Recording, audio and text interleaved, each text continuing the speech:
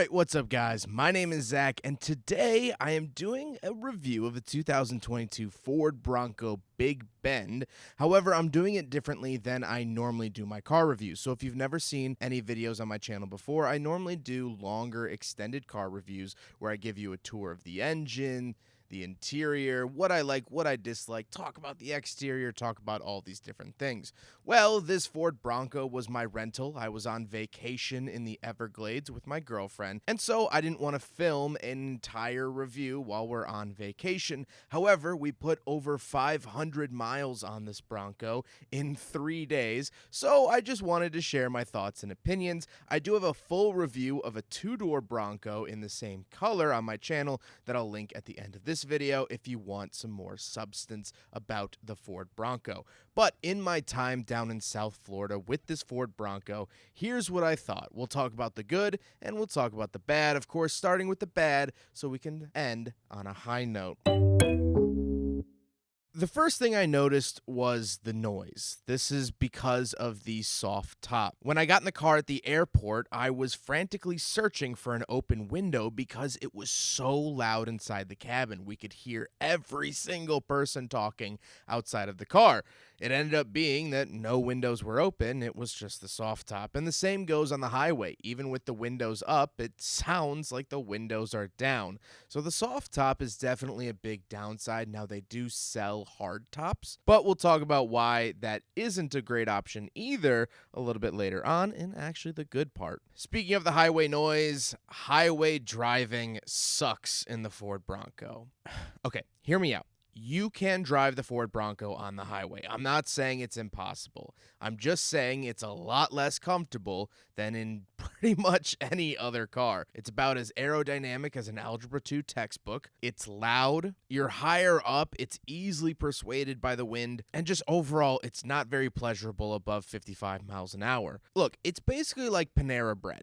I don't ever seek out Panera Bread. Now, my girlfriend really likes it, so we'll go there occasionally. But if it's just me, I never want to go to Panera Bread. I don't really like their food. It's the same thing with the Bronco on the highway. Can it be done? Yes. Do I like to do it?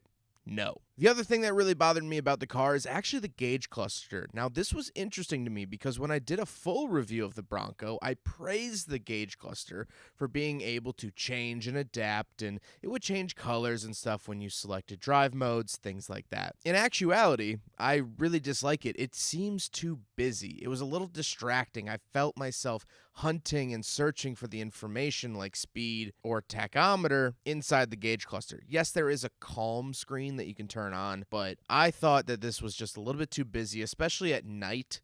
Just a lot going on. However, speaking of screens, it does have a touch screen in the center, and this kept glitching out. Twice in 3 days, we had to pull over, shut the car off, open the door so the infotainment would shut off, close the door, turn the vehicle back on, and then resume driving just to get the screen to work again. It kept glitching like this. I wouldn't have mentioned it if it only happened once. I understand that. But it happened twice, and while we were navigating places that we had never been before. Once actually outside the Miami Speedway, and then once down in Key West by the southernmost point. Now, these areas were fine, but I'm glad it happened in those and not some of the areas we drove through.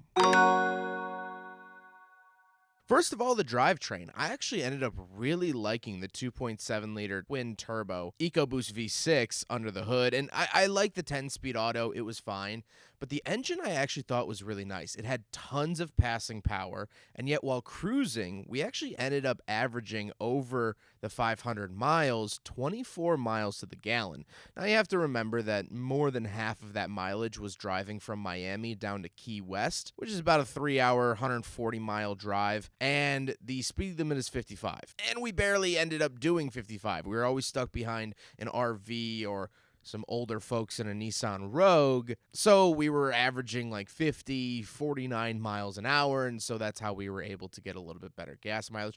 But even before that, we were getting 21 to the gallon. And we got over 500 miles out of a single tank of gas. We ended up, of course, refilling it at the end. But that was it. We did all of our exploring on one tank of gas, which I thought was pretty impressive. The cargo space was also very, very adequate.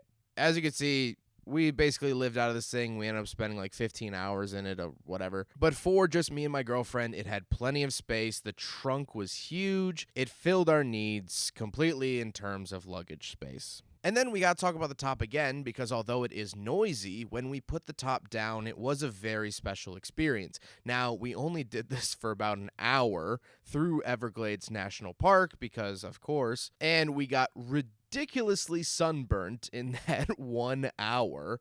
However, it was very, very fun to put the top down, have the sun coming in, and it was really, really enjoyable. So the fact that it is noisy does kind of pay off because it is a very cool feature to be able to just pop the top off. It's 2 latches and you toss it back. So my final thoughts on this Bronco are, in practicality, would I want to own one and drive one every single day? No, I wouldn't want one of these as my only car because I do a lot of highway driving, and like I said, that was one of the worst parts of it. However, for this application, going to 2 national parks, driving down to Key West from Miami, a little weekend trip, the Bronco was honestly perfect because when you drive it, you get this certain feeling about it. You feel more adventurous than you are. My girlfriend and I go to tons of national parks. I think we've done 15 in the last 2 years. And we've always taken my Mazda 3. And I've always enjoyed that. And I love my Mazda 3. But it is an economy car. When you drive a Bronco to these places, you sort of feel like an explorer. You feel almost like we're like cosplaying as cooler, more granola people. Driving this car, with the top off, parking it at the Everglades and pulling over at the national park signs. Because we were in a Bronco, it made us feel so much cooler, like we were on the final frontier or something. Now, I know we weren't. We were all on paved roads. We had air conditioning. We were eating well. We weren't roughing it, but it does sort of, change your mindset just a little bit. It felt more adventurous. Driving to and from Key West, like I said, it's about 3 hours. We did the entire drive with the windows down, which for me and my girlfriend, we rarely ever do that. I always have a window cracked or window down, but she doesn't always love that. Well, she had the window down the entire time. It was sort of part of that experience. And so that's why I ended up really, really liking our Ford Bronco. Again, would I own one personally? Probably not, unless I had a second car for highway trips. But for the purposes, for the application, for what we were doing, I think it was really, really good. I hope you guys enjoyed this short, sort of abridged, different review than what I normally do. Again, if this is the first video you're seeing, my reviews are normally a lot different than this. I film them in the car. I go a lot more in depth. I give you a whole tour, things like that. So please go check out my other reviews if you do want more. This was just a short sort of my thoughts on a rental car that we had. Oh, and by the way, it fails the big friggin' bottle test. My big friggin' bottle had to ride in the back seat for the entire trip. So there's that. I hope you guys enjoyed this quick little video, and normal reviews will resume next week. Take care, guys.